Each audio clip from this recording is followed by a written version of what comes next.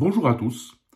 On aurait pu supposer que le temps guérit les blessures et que les tensions politiques allaient retomber en Pologne après les élections parlementaires et la prise en charge, l'entrée en fonction du nouveau gouvernement, du gouvernement Tusk, donc prise en charge du pouvoir par le nouveau gouvernement qui a eu lieu le 13 décembre de l'année dernière. Mais il n'en est rien, puisque les tensions en Pologne sont au plus haut, ces tensions continuent d'augmenter. Plus encore, la Pologne se trouve au bord d'un chaos judiciaire, voire se trouve déjà dans un chaos judiciaire. Cela résulte du fait que 8 ans de pouvoir de la droite unie en Pologne ont quasiment détruit l'état de droit et qu'aujourd'hui, le nouveau gouvernement a pour mission principale de démonter la démocrature qui a été créée par leurs prédécesseurs. Alors, le souci, c'est que donc la démocrature, ses différents représentants, ainsi que le camp politique de Jarosław Kaczyński, est bien décidé à ne rien lâcher. Ce camp politique mène aujourd'hui une lutte, une guerre politique, pourrait-on dire, avec les nouveaux dirigeants, une guerre politique qui, semble-t-il, ne connaît aucune limite, une guerre politique où l'on ne perçoit aucun scrupule, mais il est un enjeu crucial pour les anciens dirigeants parce que le contrôle de l'appareil judiciaire leur garantit l'impunité. Et c'est une garantie dont ils ont besoin parce qu'en 8 ans de gouvernement, ils ont agi de manière à ce que certains des membres de ce camp politique pourraient se retrouver assez rapidement en prison si en Pologne on avait effectivement un appareil judiciaire indépendant et un état de droit qui fonctionne. Abus de pouvoir, prise d'intérêt, détournement de fonds publics, même collaboration avec puissances étrangères, c'est juste une partie des délits, des crimes auxquels se sont livrés un certain nombre de dirigeants de la droite unie. Donc aujourd'hui, de leur point de vue, il est crucial de contrôler l'appareil judiciaire pour s'assurer l'impunité, pour ne pas finir en prison tout simplement. D'un autre côté, la droite unie veut garder son influence sur le pays. De ce fait, pour y parvenir, elle a besoin de l'appareil judiciaire, elle a besoin d'avoir le contrôle de l'appareil judiciaire ou au moins d'une partie de l'appareil judiciaire, ce qui lui assure de contrôler le déroulement des événements en Pologne. Donc, même si les élections parlementaires sont passées, même si la droite unie a quitté le pouvoir officiellement, la lutte pour le pouvoir en Pologne n'est pas terminée, loin de là. Cette lutte de pouvoir peut-être ne fait même que commencer et donc l'année 2024 sera cruciale d'un point de vue du gouvernement en place, donc du gouvernement Tusk, ainsi que du point de vue de la droite unie, parce que au terme de cette année, nous saurons qui a réellement le pouvoir en Pologne. Est-ce que le nouveau gouvernement, la nouvelle majorité parlementaire va réussir à effectivement administrer le pays, gérer et gouverner le pays? Est-ce qu'elle va réussir à casser la démocrature et revenir vers l'état de droit ou à un état de droit tout simplement? Ou est-ce que c'est la droite unie qui va réussir à tout bloquer, ce qui mènera de manière inévitable à la chute du nouveau gouvernement? Puisque il faut bien souligner que donc, les dirigeants qui sont en place aujourd'hui ont des électeurs, 12 millions d'électeurs qui attendent des résultats. Ces électeurs attendent que la démocrature qui a été mise en place par la droite unie soit démontée, dans la mesure où aujourd'hui l'état de droit en Pologne n'existe plus, ou n'existe quasiment plus. Il n'y a pas de voie claire et facile pour revenir à l'état de droit. Donc il faut bien comprendre que les décisions qui vont devoir être prises par les nouveaux dirigeants, ce seront des décisions qui seront controversées, ça ne fait aucun doute. Ce seront des décisions difficiles. Alors la question aujourd'hui est de savoir s'ils ont suffisamment de détermination et suffisamment de force pour prendre les décisions qui vont s'imposer. Parce que le démontage de la démocrature qui a été mise en place par 8 ans de gouvernement de la droite unie va demander des coups de force. Et ces coups de force vont se trouver à la limite de la légalité, voire seront illégaux, mais la notion de légalité semble très subjective d'un point de vue polonais aujourd'hui, puisqu'en fait, nous sommes dans une situation en Pologne où nous avons deux ordres juridiques. Nous avons l'ordre juridique donc qui est resté dans le cadre de la Troisième République de Pologne, et nous avons un ordre juridique qui est représenté par les personnes qui ont été nommées par la droite unie et les institutions judiciaires qui ont été créées. Donc aujourd'hui, en Pologne, nous arrivons dans une situation où il y a deux ordres juridiques. Mais qu'est-ce qui s'est passé depuis la prise du pouvoir en Pologne du nouveau gouvernement? Donc le 13 décembre de l'année dernière a été mis en place un nouveau gouvernement. Il a été assermenté par le président de la République. Je le rappelle, il s'est écoulé quasiment 60 jours entre les élections parlementaires du 15 octobre et la prise du pouvoir par le nouveau gouvernement, puisque la droite unie a fait tout ce qu'elle a pu pour rester au pouvoir le plus longtemps, et le président donc les a accompagnés dans cette stratégie. Donc la prise de pouvoir par le nouveau gouvernement s'est faite dans la douleur, a été très compliquée. La passation de pouvoir d'ailleurs a été très compliquée également. Mais il n'en est pas moins que la cohabitation entre le nouveau gouvernement et le président de la République qui est issu de la droite unie est pas moins compliquée. Cette cohabitation se passe très très mal, et même si l'on est dans ses premiers jours, on voit déjà que cette cohabitation sera sous le signe d'une guerre entre le gouvernement et le président. Alors il y a quand même certains domaines où il semble qu'une coopération sera possible. Donc ça concerne notamment toutes les questions de sécurité. Donc les questions de sécurité, les contrats d'armement qui ont été passés, un certain nombre de ces contrats sera maintenu par le nouveau gouvernement. Donc la Pologne se trouve être menacée par une potentielle agression russe. Donc la guerre en Ukraine fait que la Pologne en cas de chute de l'Ukraine pourrait être la suivante à être agressée. Donc la situation est grave. Donc apparemment, de ce qu'on peut en percevoir pour l'instant, il y a effectivement un certain niveau de coopération entre le président et le gouvernement dans le cadre de la politique de sécurité. Mais cette coopération s'arrête là, puisque le président Andrzej Duda, donc issu de la droite unie, donc a deux objectifs. D'une part, il veut protéger les réformes ou les déformes, si l'on préfère, de l'appareil judiciaire qui ont été faites pendant les 8 dernières années sous le gouvernement et les gouvernements de la droite unie. Pourquoi? Parce que c'est son camp politique. Donc lui-même a participé à ces réformes.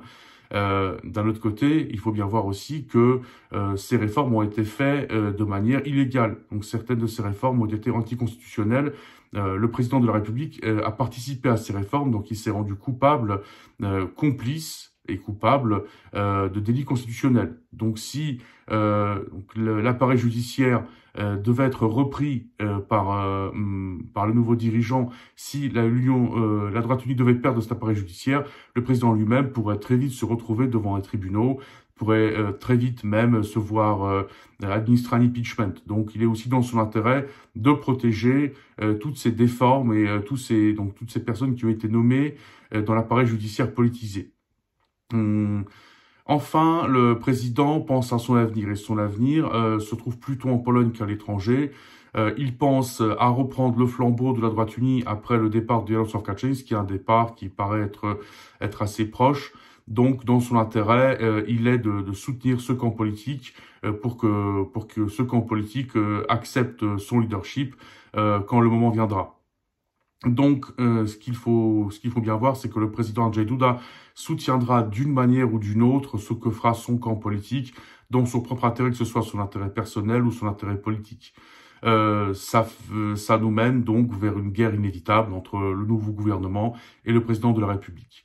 Alors, entre le 13 décembre et donc début janvier de cette année, il y a eu deux événements clés qui ont lieu, qui ont fait monter d'un cran les tensions.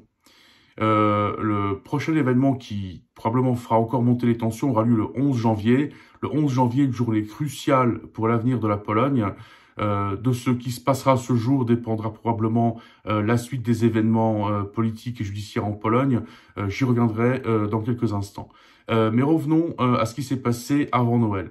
Le 18 décembre de l'année dernière au soir, le Parlement polonais, donc la Diète, a voté une résolution demandant au ministre de la Culture de mettre en place des changements dans les médias publics. Alors les médias publics ont été repris pendant les 8 ans de gouvernement par la droite unie.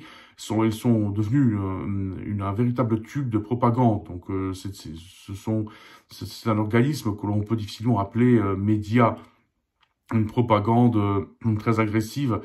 Donc ces médias devaient être réformés.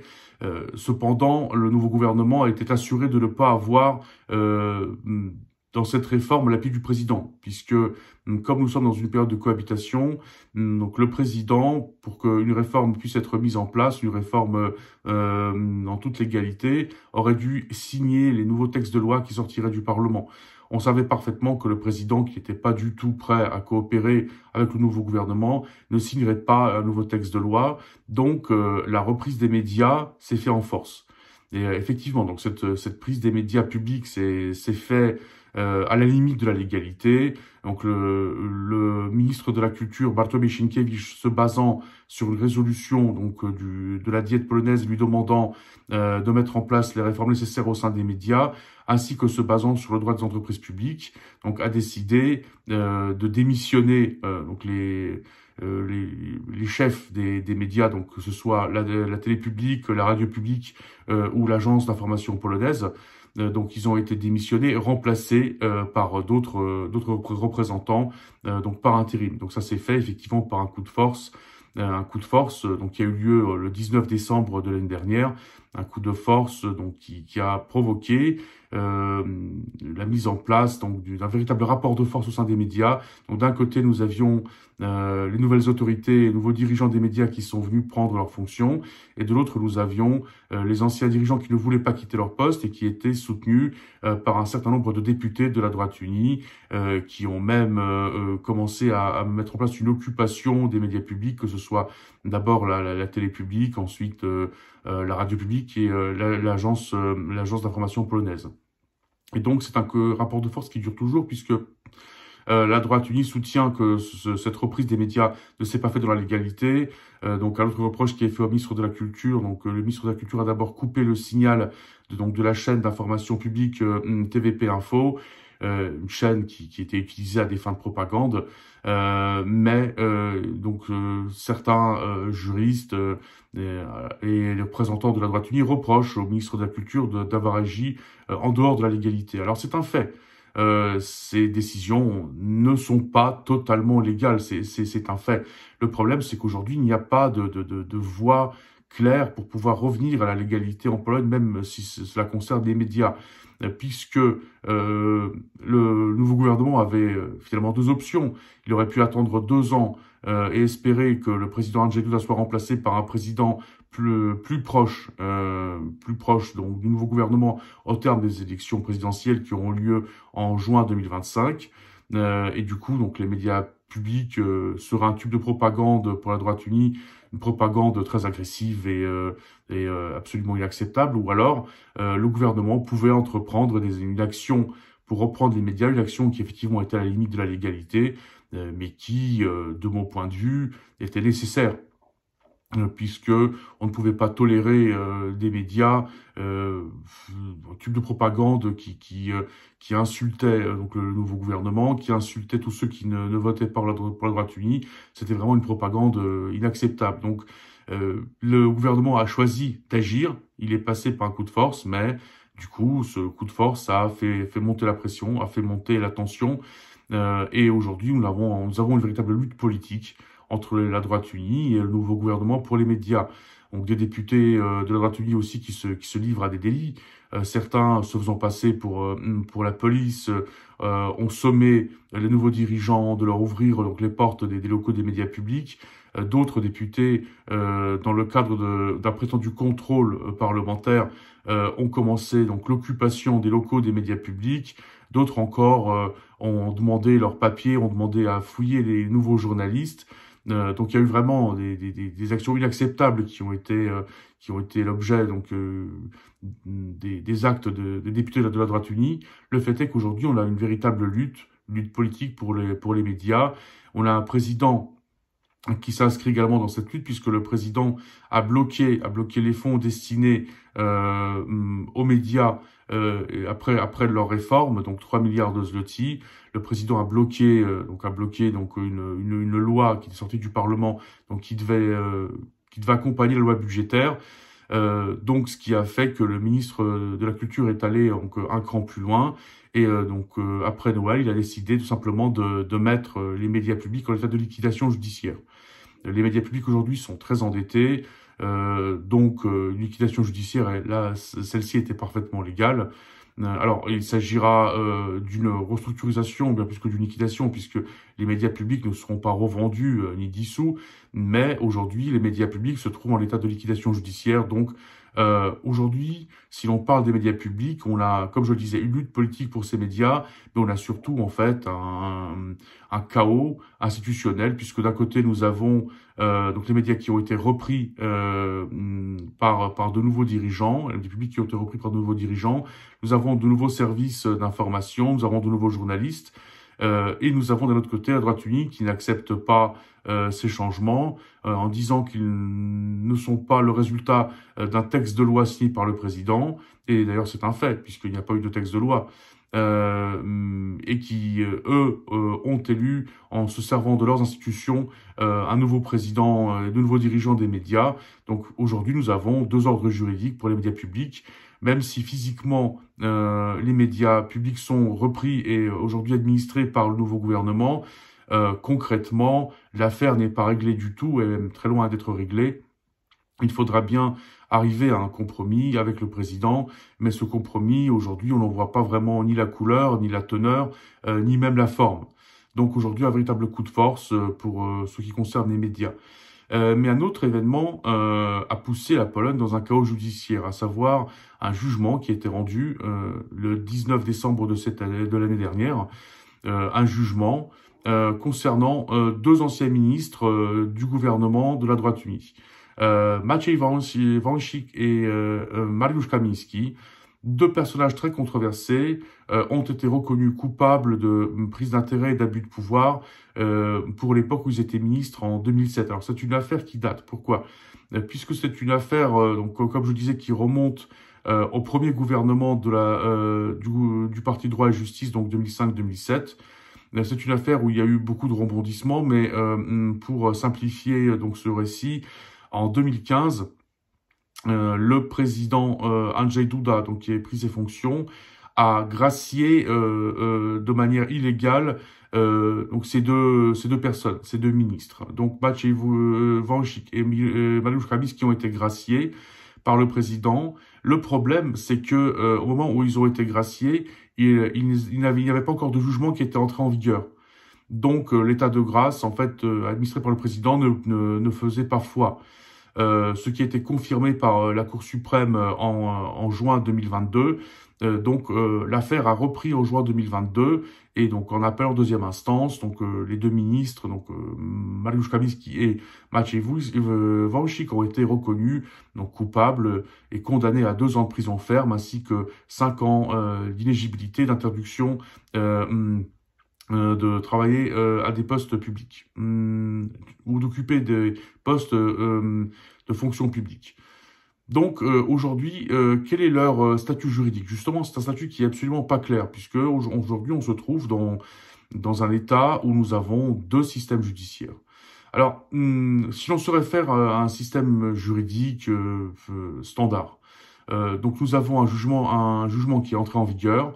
Donc le président du Parlement, le président de la Diète, donc du Sejm, de la Chambre basse du Parlement, Szymon Hołownia, donc a mis fin au mandat de ces 2 députés, qui aujourd'hui sont députés, et anciennement ministres, aujourd'hui députés, et il l'a fait en toute légalité. Il l'a fait en accord avec la Constitution. D'ailleurs, la Constitution polonaise prévoit de manière très claire ce qu'il faut faire en cas de condamnation d'un député. Alors, quand un député est condamné en Pologne, qu'il s'agit d'un crime de droit commun, que le jugement est entré en vigueur, son mandat prend fin, tout simplement. Donc là, il n'y a pas d'appel, les choses sont très claires. Cependant, ces 2 députés ont quand même fait appel auprès d'une chambre de la Cour suprême polonaise, une chambre qui est une chambre politique qui a été créée par la droite unie et une chambre qui n'est reconnue par aucune institution internationale. Donc c'est la chambre du contrôle extraordinaire et des affaires publiques.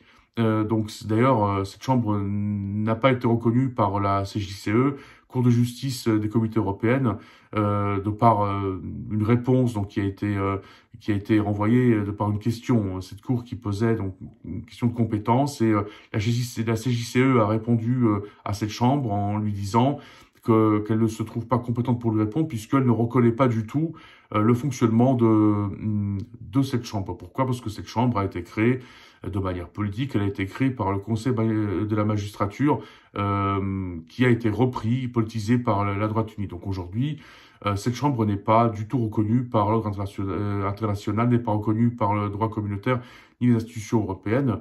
Mais le fait est que cette chambre fonctionne en Pologne et qu'elle émet des décisions.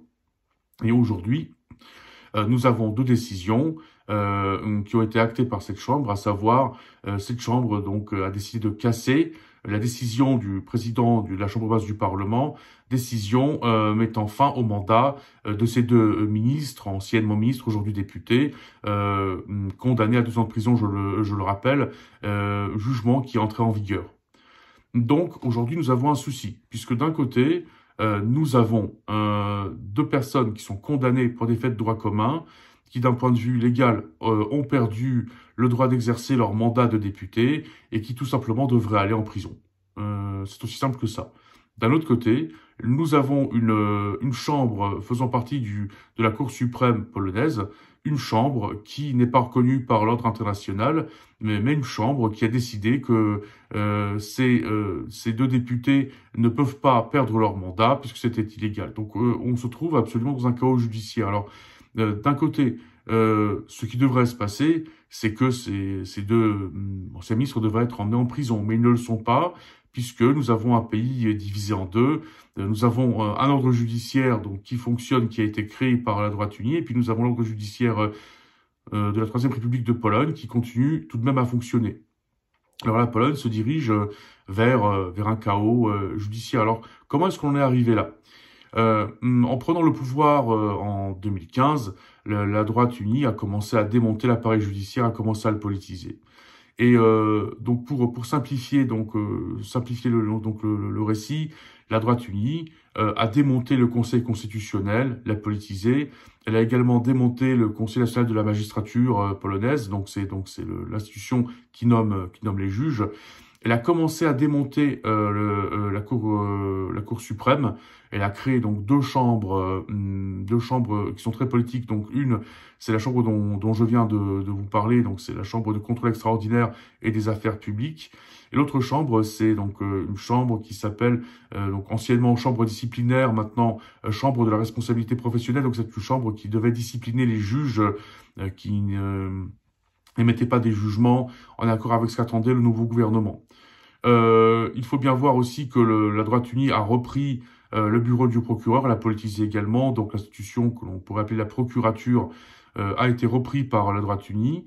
Donc aujourd'hui, une bonne partie de l'appareil judiciaire est repris par la droite unie. Et la Cour suprême se trouve dans une situation que l'on pourrait dire pathologique, puisque nous avons d'un côté la Cour suprême polonaise qui fonctionne avec certaines chambres qui restent des chambres légales, reconnues par le droit international ainsi que par les institutions européennes et internationales.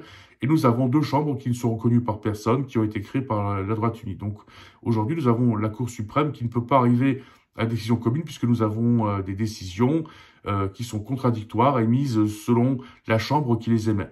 Donc un chaos total qui règne au sein de l'appareil judiciaire, mais aussi de la Cour suprême. Donc qui a raison? Qui a raison aujourd'hui? Eh bien justement, c'est une question qu'on ne peut pas poser puisque nous avons 2 ordres juridiques. Donc qu'est-ce qu'il faut faire? Eh bien, ce qu'il faut faire, c'est revenir à l'état de droit, c'est recréer l'état de droit, démonter la démocrature qui a été mise en place par la droite unie. Mais cela, ça passera par des coups de force, puisqu'aujourd'hui, il n'y a plus de voie légale pour démonter cette démocrature. Les choses sont allées très loin. Une bonne partie de l'appareil judiciaire a été repris, mais il faudra bien voir que le démontage de cette démocrature passera inévitablement par un compromis avec la droite unie et le président. Pourquoi? Parce que en 8 ans de pouvoir, la droite unie a quand même nommé, pourrait-on dire, un tiers des juges aujourd'hui qui siègent dans les tribunaux polonais. Ces juges qui ont été nommés ont émis des milliers de jugements. Donc ce sont des milliers de jugements pénaux, civils, qui aujourd'hui concernent les citoyens polonais. Donc on ne peut pas aujourd'hui envisager de casser 8 ans de travail judiciaire. On ne peut pas envisager de casser des dizaines de milliers de jugements. Donc à un moment donné, il faudra bien arriver à un accord. Aujourd'hui, tout porte à croire que personne n'est prêt à arriver à un accord. Pourquoi? Parce que nous avons d'une part la droite unie qui veut protéger ses intérêts politiques et garder son influence sur la Pologne. Nous avons la droite unie qui cherche à garder l'appareil judiciaire, à garder le contrôle sur l'appareil judiciaire. Nous avons le gouvernement, le nouveau gouvernement issu des élections parlementaires, de la nouvelle majorité parlementaire qui cherche à s'affirmer pour pouvoir diriger le pays. Donc aujourd'hui, personne n'est prêt à faire un pas en arrière, sachant que on se trouve aussi dans une situation où la Pologne est en période électorale, puisqu'en avril de cette année, nous aurons les élections régionales et en juin de cette année, nous aurons les élections européennes. Donc des enjeux électoraux qui font que aucun des camps n'est prêt au compromis.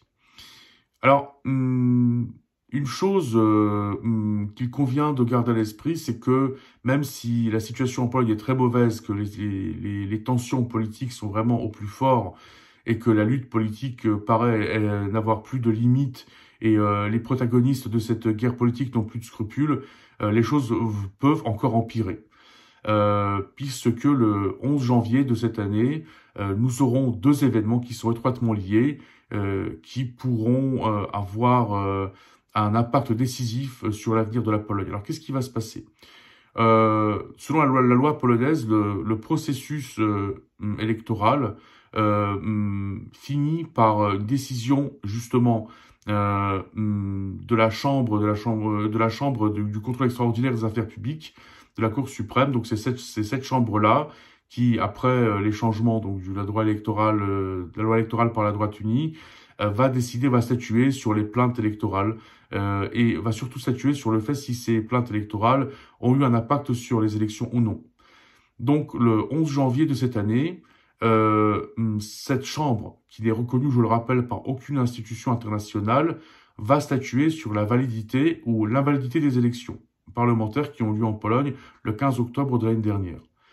Et on peut supposer, et on a de plus en plus donc de signes qui nous laissent le supposer, que le 11 janvier de cette année, la Chambre du contrôle extraordinaire et des affaires publiques, donc chambre, comme je le rappelle, c'est très important de le garder à l'esprit, qui n'est reconnue par aucune institution internationale, peut décider de demander l'invalidation des élections parlementaires. Et donc là, on va se trouver dans un véritable chaos judiciaire et politique. Pourquoi? Parce que d'une part, nous aurons une décision qui a été émise par un organe qui n'est reconnu par personne, ni en Europe, ni dans le monde. Donc ce sera une décision qui sera défendue par la droite unie, puisque cette chambre, c'est une chambre politique donc appartenant à la droite unie.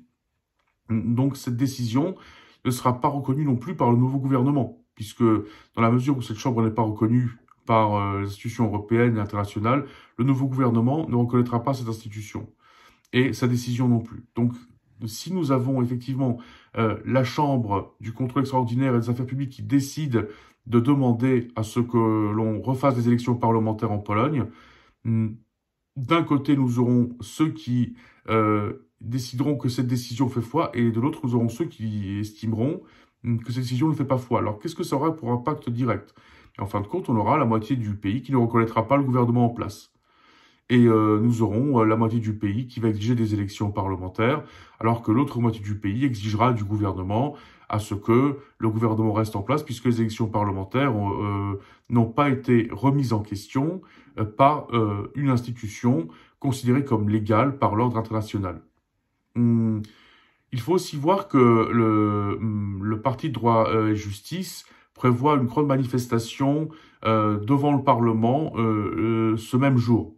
Alors, on peut se demander pourquoi est-ce que Droit et Justice, la droite unie organise une manifestation un jeudi. Ça paraît pas raisonnable, mais justement, si, puisque cette manifestation sera étroitement liée à ce qui va se passer quelques heures auparavant. Donc, cette manifestation sera liée à la décision qui sera prise par la Chambre, considérée comme illégale, donc la Chambre de contrôle extraordinaire et des affaires publiques. Et donc, on peut supposer que si cette Chambre de la Cour suprême déclare l'invalidité des élections parlementaires, que la droite unie décide également de demander donc la validation des élections et de dire qu'aujourd'hui, nous avons un gouvernement illégal en Pologne, et un gouvernement que la droite unie ne reconnaît pas.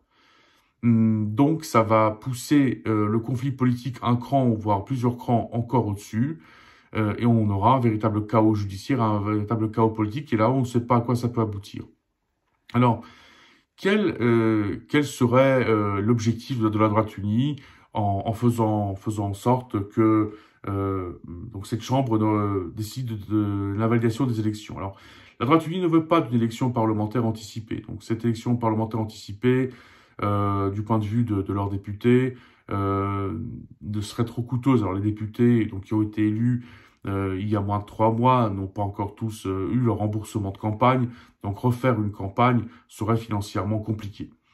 Ensuite, le camp de la droite unie, le camp politique de la droite unie, se rend bien compte qu'aujourd'hui, donc son soutien n'est pas au plus fort, puisque ce camp a perdu le pouvoir, qu'il a perdu pas mal d'électeurs en route, et que tout porte à croire qu'aujourd'hui, il ne pourrait pas remporter une élection parlementaire. Donc, l'objectif de la droite unie et de Jarosław Kaczyński, donc le leader de ce camp politique, n'est sûrement pas de mettre en place une élection parlementaire anticipée. Mais son objectif, c'est de créer une légende, un mythe qui lui permettra de reprendre peut-être le pouvoir à l'avenir. Donc le mythe prendra la forme suivante. Aujourd'hui, le gouvernement donc qui est en place est illégal. Nous les Polonais libres et indépendants, nous allons lutter pour la démocratie en Pologne. Nous allons lutter contre ce gouvernement qui est soutenu par l'étranger, qui est soutenu par des entités non polonaises, qui est soutenu par les intérêts allemands, français, européens, etc. Et nous, les représentants de la vraie Pologne, de la vraie démocratie, de la vraie indépendance, de la vraie souveraineté polonaise, nous allons nous battre maintenant pour arriver à reprendre la Pologne un jour, pour que la Pologne redevienne polonaise. Et cette décision, si jamais effectivement elle arrive, donc de la Chambre du contrôle extraordinaire et des affaires publiques, aura pour but de créer justement ce mythe. Mais ce mythe sera très destructeur pour la Pologne, parce qu'on va arriver à une situation où on a 2 ordres juridiques, où on a finalement 2 pays, 2 sociétés qui ne se reconnaissent pas l'une l'autre. Donc, tôt ou tard, soit on va aller vers la guerre civile, disons les choses clairement, soit on va aller vers un compromis. Le compromis est absolument impensable jusqu'en juin de cette année. Pourquoi? Parce que, comme je le disais, en Pologne, nous avons les élections régionales donc en avril de cette année. Ensuite, nous avons les élections européennes. Donc, le combat politique continue. Alors, le compromis dans cet état de fait où le président soutient son camp politique est absolument exclu. Donc, si on devait arriver sur un compromis concernant donc, les médias publics, voire l'appareil judiciaire, ça ne se ferait pas avant juillet-août de cette année. Et juillet-août, ça paraît très loin. Donc la question est de savoir jusqu'où peuvent aller les choses. Si effectivement la droite unie décide de contester la validité des élections parlementaires, jusqu'où les choses peuvent aller. Alors la Pologne n'a pas vraiment de tradition révolutionnaire. Il y a eu effectivement une époque violente dans la vie politique polonaise, ça remonte aux années 20 et aux années 30 du XXe siècle. Mais aujourd'hui, bien que la lutte politique soit très forte et que les émotions politiques soient vraiment à leur comble en Pologne, nous avons des amis qui cessent de se voir, nous avons des gens qui ne se parlent plus, donc les gens se sont vraiment divisés. Pour l'instant, nous ne voyons pas d'actes de violence, pour en parler. Maintenant, il faut aussi voir une chose très importante, c'est que contre toute attente, après des années d'apathie, de désintérêt pour la politique, les Polonais se sont vraiment activisés politiquement. En témoigne le taux de participation des élections parlementaires donc du 15 octobre de l'année dernière, donc 74%, donc des personnes qui avaient le droit de vote sont allées voter, donc c'est un taux de participation qui est historique en Pologne, c'est le plus haut taux de participation dans l'histoire polonaise. Mais il faut aussi voir que les électeurs se sont principalement mobilisés contre la droite unie, puisque donc 12 millions d'électeurs ont voté pour la coalition qui est au pouvoir aujourd'hui. 14 millions ont voté contre la droite unie, donc si l'on rajoute à ces 12 millions les électeurs qui ont voté pour la Confédération, 7 600 000 électeurs ont voté pour la droite unie. Donc, si l'on considère que les élections parlementaires du 15 octobre de l'année dernière étaient un plébiscite pour ou contre la droite unie, donc c'est le contre qui l'a emporté très majoritairement. Donc aujourd'hui, il y a 12 millions d'électeurs qui attendent des résultats de la part du nouveau gouvernement. Enfin, il convient de parler d'un phénomène qui est assez intéressant, un phénomène que l'on appelle en Pologne Parlementflix, ou Sejmflix en polonais. Pourquoi Parlementflix ou Sejmflix? Parce que aujourd'hui, la chaîne parlementaire donc sur YouTube est la chaîne la plus regardée en Pologne. Les Polonais regardent en masse la délibération du Parlement. Ça va jusqu'à organiser même des séances dans les cinémas lors de la session parlementaire. Aujourd'hui, les Polonais se sont vraiment activisés, mais ce qu'il convient de voir, c'est que c'est plutôt donc les opposants à la droite unie qui se sont activisés. Et si l'on considère que la droite unie représentait ou a créé finalement un système en Pologne, un système politique que l'on pourrait qualifier de démocrature orbanienne ou de démocrature erdoganienne, on peut voir que les Polonais ont voté en masse contre cette démocrature. Donc aujourd'hui, les Polonais ont des réelles attentes vis-à-vis du nouveau gouvernement. Donc ils attendent clairement que le nouveau gouvernement mette en place des mesures, même s'il doit passer par des coups de force, pour casser cette démocrature et retirer le pouvoir à la droite unie. Et la droite unie, cependant, elle, veut continuer à avoir son influence et quelque part exercer le pouvoir en Pologne. Et en témoigne la lutte pour les médias publics, puisque en théorie, la manifestation qui aura lieu organisée par la droite unie donc le 11 janvier de cette année est une manifestation qui concerne la défense des médias publics et donc la défense de l'état de droit, puisque aujourd'hui la droite unie estime défendre l'état de droit contre la nouvelle coalition qui, selon la droite unie, détruit l'état de droit. En témoigne le fait de la prise des médias publics sur la base d'une résolution du Parlement et pas un texte de loi. Mais le fait est qu'aujourd'hui, nous avons une démocrature qui se défend. Cette démocrature qui se défend, qui se sert de la droite unie, qui se sert des médias proches de la droite unie, médias qui aujourd'hui emploient un discours qui est très agressif, qui est vraiment inacceptable, un discours de haine, accusant le Premier ministre d'être un proche ami de Poutine, expliquant que le ministre de la Culture est un officier des services secrets. Donc c'est vraiment c'est un discours de haine, un discours qui est à la limite de l'acceptable, voire inacceptable. Mais l'enjeu pour la droite unie est de consolider son électorat et de faire en sorte que son électorat ne se disloque pas. Mais aujourd'hui, l'enjeu est également de garder son influence. Alors, si la droite unie s'attendait à perdre des médias publics, c'était inévitable, et ils le savaient parfaitement. Les politiciens de la droite unie se rendaient compte du fait qu'ils allaient perdre les médias publics. Aujourd'hui, pour eux, ce qui est crucial, c'est de garder le contrôle sur l'appareil judiciaire, ou au moins une partie du contrôle de l'appareil judiciaire. Comme je disais, pour s'assurer l'impunité, pour les actes commis pendant les 8 ans de gouvernement, mais d'autre part également pour garder leur influence sur le pays. Et donc, la bataille qui va se dérouler là, ça va être la bataille entre le nouveau gouvernement et la droite unie pour qui aura le contrôle sur l'appareil judiciaire et donc de facto qui aura le pouvoir en Pologne. Donc aujourd'hui, même si les élections sont passées, la lutte pour le pouvoir est loin d'être terminée. C'est une lutte qui même s'accentue.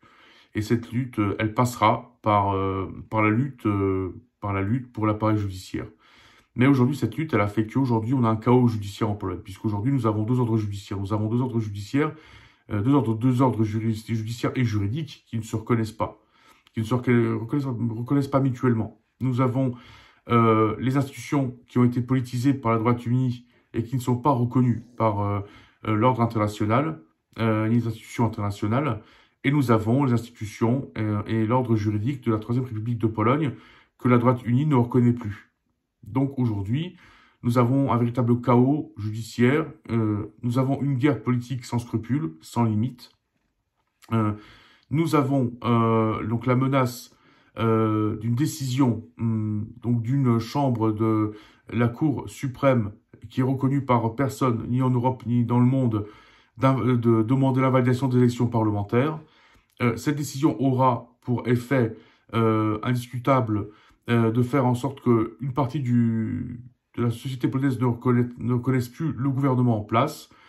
Donc nous allons vraiment vers une lutte à mort, pourrait-on dire, politique en Pologne. Alors, qu'est-ce qui peut se passer? Difficile à dire. Est-ce que cette lutte peut vraiment aboutir à des actes de violence? Aujourd'hui, on n'en est pas là, mais ça peut arriver. Si l'on voit ce qui s'est passé auprès des médias publics, les abus de pouvoir des députés de la droite unie, on peut supposer qu'à un moment donné, on arrive sur des actes violents.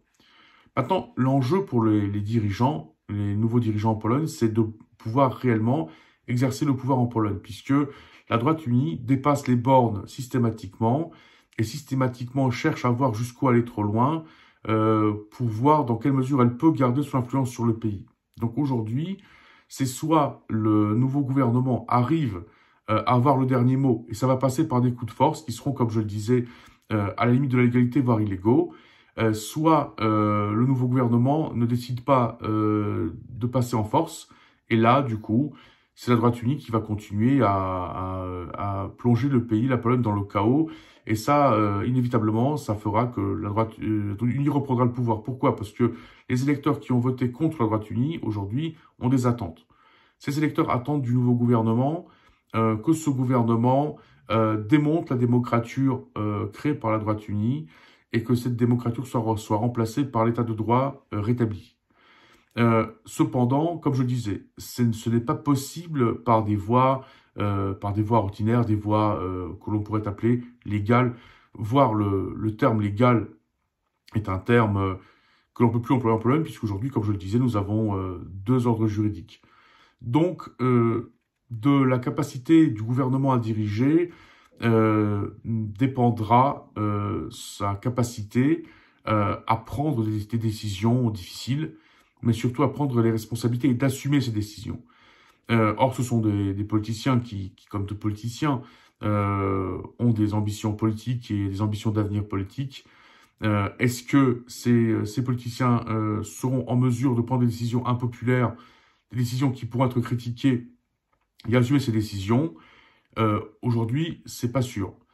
Le ministre de la Culture, lui, a pris une décision impopulaire, une décision controversée, qu'il a repris les médias publics, il a retiré les médias publics à la droite unie. Il en portera sûrement les conséquences plus tard. Il sera accusé de toutes sortes de choses par la suite, on peut le supposer.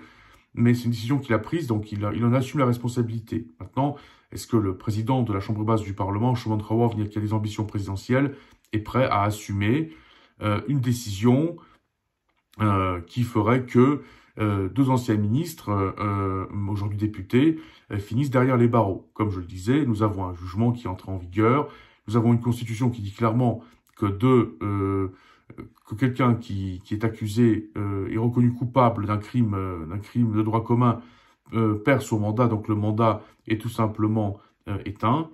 Donc finalement, ces deux personnes devraient se retrouver derrière les barreaux selon le droit polonais. Mais nous avons dans le même temps cette décision de la Chambre de contrôle extraordinaire qui n'est reconnue par personne, donc cette chambre appartenant à la Cour suprême, qui a décidé que cette décision d'avoir mis fin à leur mandat parlementaire n'était pas légale. Donc aujourd'hui, le président de la Chambre basse du Parlement, Szymon Hołownia, va devoir prendre une décision. Soit il décide d'appliquer le droit en tant que tel et de dire non, je ne laisse pas entrer ces deux députés au Parlement puisqu'aujourd'hui ils n'ont plus de mandat, soit il décide d'aller vers des compromis. Et ça sera encourager la droite unie à continuer à dépasser les bornes, à aller encore plus loin. Donc aujourd'hui, donc ces politiciens qui sont à la tête du pays, qui ont été élus, qui ont construit une coalition majoritaire, doivent démonter la démocrature qui est écrite par l'Union de la droite. Ce démontage est très compliqué, mais il faut l'assumer.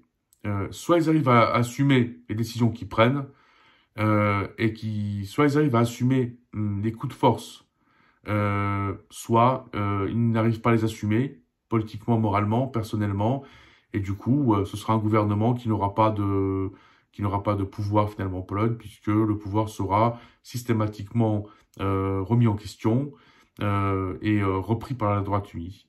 La droite unie qui exercera son influence sur la Pologne par l'appareil judiciaire, donc qu'elle contrôle en grande partie aujourd'hui, donc influence exercée, on entend également par cette influence l'exercice du pouvoir.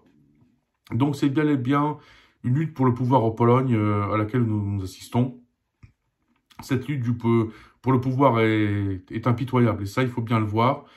Elle peut avoir des conséquences, surtout en période où la Pologne a une réelle menace à sa frontière est, bien qu'il y ait une coopération, semble-t-il, entre le gouvernement et le président pour ce qui est des sujets de sécurité, une division de la société en deux, un tel clivage, un tel niveau de haine, un tel niveau de conflit politique affaiblit la Pologne. Donc c'est une nouvelle très mauvaise pour la suite des événements.